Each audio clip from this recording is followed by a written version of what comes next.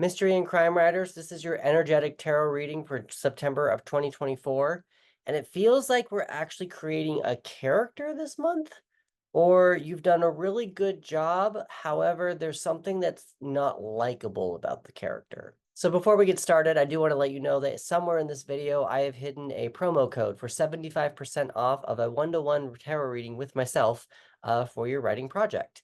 There are only 15 spots, so when you see it or when you hear it, please go down to the description and claim it before, because I don't know when they're going to go, and they're only going to be available until the end of September. So to begin with, we've got the King of Pentacles. He is the safest person in the entire deck. He doesn't take any risks. He knows about his health, his body, his money. He is very comfortable with his surroundings. He knows all of his investments, and he's not willing to go outside of his comfort zone. We have the Two of Swords, so we do have a decision being made, or a decision that needs to be made. Here we have the Seven of Swords. It's also in reverse. So the Seven of Swords is traditionally known as being sneaky. I have recently come to really highly adapt it into my practice that the Seven of Swords is actually taking advantage of opportunities when they come along.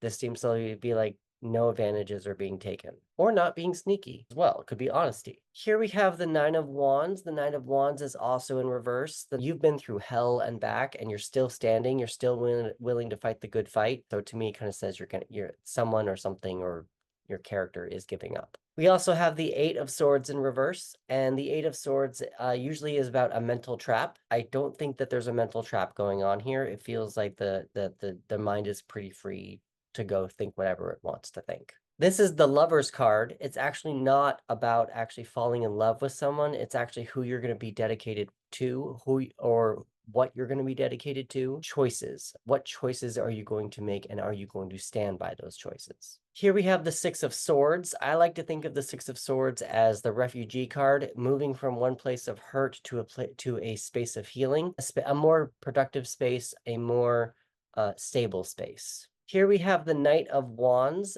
I like to think of him as kind of like a teenager or someone young in like his 20s. He doesn't like to be held down. He likes to kind of bounce from things back and forth, doesn't like to be in a relationship, doesn't want to stay in one place for too long. Here we have the Devil. The Devil has chains. This is an addiction. This is probably the darkest card of the entire spread right now. It seems like, based on what we've seen so far, it makes me feel like this character, or even you, everything's been going according to plan, but there's something dark and sinister that needs to be addressed, and it's also possibly an addiction that's very secretly tightened, held back, not talked about, very well hidden. That's probably more about what I was going for. The card at the bottom of the deck was Judgment. Now, this is the Phoenix rising from its ashes, and this Phoenix is also reversed. So it feels like there was no Phoenix to come up. It was like something went wrong. I like to think of the Judgment card as the second chance card. So there's probably not a second chance happening.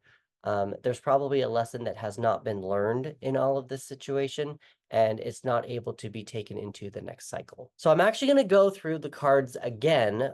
This is the Transparent Tarot, and I'm going to stack these cards to let you kind of see what I'm looking at, also to give you a new perspective on what the cards are saying to you. Again, the first row is still pretty self-explanatory. We've got the King of Pentacles. He's very safe. He has a decision that he needs to make, and he's not being sneaky, or he's not taking advantage of some opportunities that are being presented to him. Someone who maybe doesn't need to take advantage of anything because he has the King of Pentacles, or he is the King of Pentacles, and he feels a lot stable where he's at, and he doesn't feel like he needs to advance anywhere. This is the Lover's card, and this is the Nine of Wands and the Eight of Swords. What I like about this actual image right now is you see the yin and yang in the Lover's card.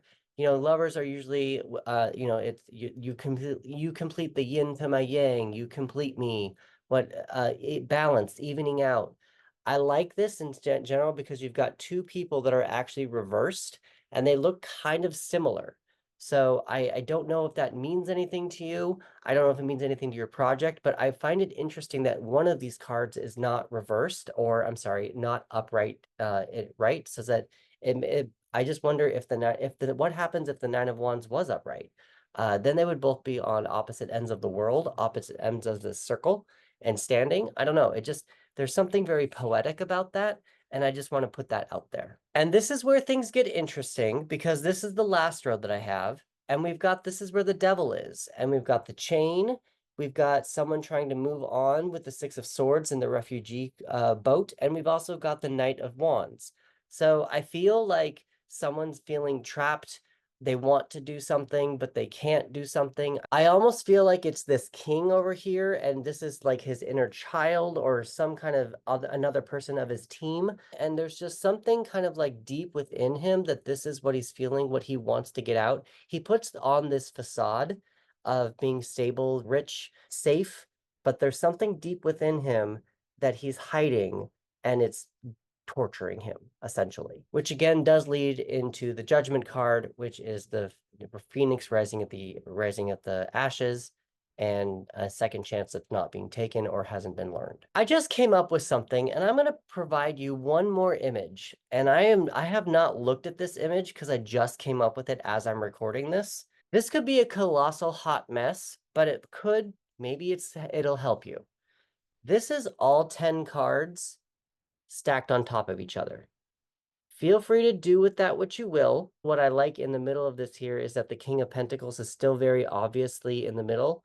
He does steer the Six of Swords comes up very evenly, or I'm sorry, very prominently, and also the heart and the yin and yang, and then he's got some shadow figures down here on the bottom. I am currently editing this video and I messed up on the numbers. So the numbers that you're going to want to pay attention to are 4, 2, 7, 9, 8, 6, 6, 2, 15, and 20. If you add all those up, you get 79. 7 plus 9 equals 16, which is the tower. Originally, I said the star in the original recording, and it just kind of messed everything up. But the tower is about ultimate destruction. It's where we like to burn everything down. And as I'm editing this video, it comes to my attention that it feels like the character that you've created or the world that you're creating when you're producing this story, everything seems a bit too safe. There is a dark secret, but it's almost like the character hasn't made a mistake in order for that devil card to make an appearance. You probably want to add something that's going to add a little bit of danger to the project, something to actually like get excited about. Elementally wise, we have earth, air, fire, and water. You have no water on this entire spread. Water is associated with our emotions. So I feel like there is either no emotion in the project, there's no emotion emulating from the character we're creating, no emotion emulating from you. You know how writers, you can actually read a script and you know that that person wrote that script? It almost feels like there's no you in that script. There's very formulaic, a general, not colorful. And I just kind of wonder if there's a way to get those emotions in there. And that's what I'm thinking is kind of missing the big secret, the devil that we were talking about, those chains that you're not letting people in on. I wonder if that's something that needs to be looked at. In order to discover more about your water sign or your water and your emotions regarding this project, or even if it is a main character like what we talked about, I'm going to ask you to look up Cancer, Scorpio, and Pisces. And they will have aspects that you should probably incorporate into your writing, probably into the character to make the character more believable. And I wonder if there's an emotion that he or she can use at the very end to kind of twist your reader and make them either fall more in love with them or hate them even more. Colors you probably want to pay attention to are gray and like a light orange. I do pull 3 extra cards for some extra intuition, take them or leave them. The first one you got is cell phone. You don't have to worry about this or anything. It just says cell phone. You can do with that what you will. You also have trust. So that kind of makes sense with a mystery. Who do you trust in a mystery? You also, again, got the Lover's card. So who do you trust? Who do you dedicate yourself to? Who are you trusting yourself with information? Who do you trust yourself with clues in this mystery and crime that you're trying to solve? The last one here we've got is go to your latest scene. How does your protagonist view the events? How did it change them or make them double down on not changing? Your September 2024 promo code for 75% off for the one-to-one reading with me is King of Pentacles. All one word, KINGOFPENTACLES. Remember, there are only 15 spots. So remember to go down to the description and use that link and get it as soon as you can. If you have just now found my channel, I'm Chris, and I help screenwriters and authors connect more with their creativity and their intuition in order for them to finish their projects faster. I believe that when screenwriters and authors use the images of tarot cards, they can create three-dimensional worlds before the project is released to readers.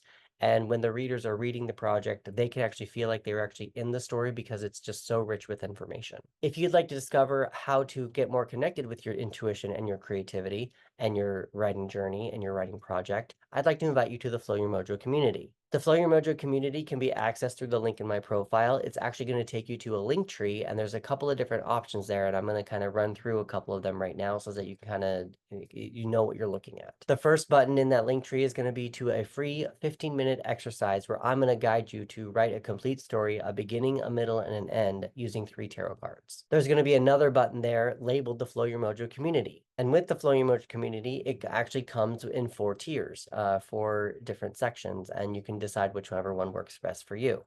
Act 1, I provide 2 writing prompts. One is for the week for what you should pay attention to for your writing project and your writing journey. And the other one, we're actually writing a story with Save the Cat. Act 2 in the Flow Your Mojo community is access to the write-ins that we do every week. It's 3 of them, and we just basically hold each other accountable to make sure that we get the writing in. You will also have access to the Act 1 writing prompts. Act 3A is the writers group that I'm doing.